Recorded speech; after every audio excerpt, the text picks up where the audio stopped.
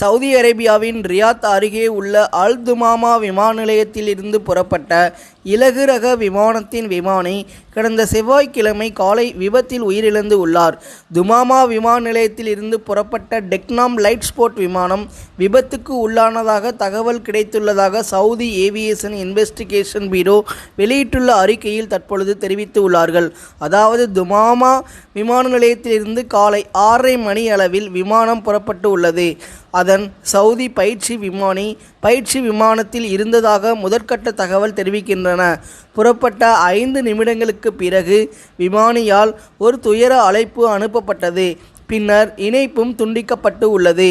Aviation அகாடமியால் ஒரு தேடுதல் விமானம் அனுப்பப்பட்டதாகவும் அது துமாமா விமான நிலையத்திற்கு வடக்கே 5 கிலோமீட்டர் தொலைவில் இடிபாடுகளை கண்டுபிடித்ததாகவும் AIB அறிக்கை கூறியுள்ளது.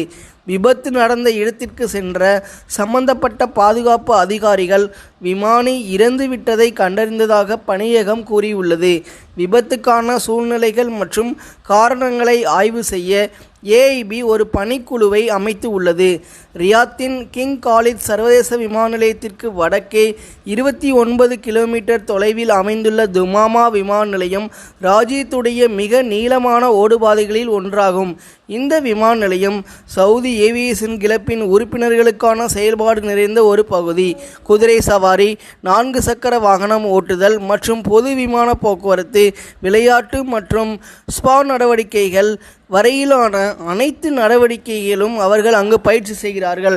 தீம் பூங்காக்கள், பாலைவன சுற்றுலா மற்றும் துரித உணவு விற்பனை நிலையங்கள் விமான நிலையத்தில் உள்ள வசதிகளில் அடங்கும்.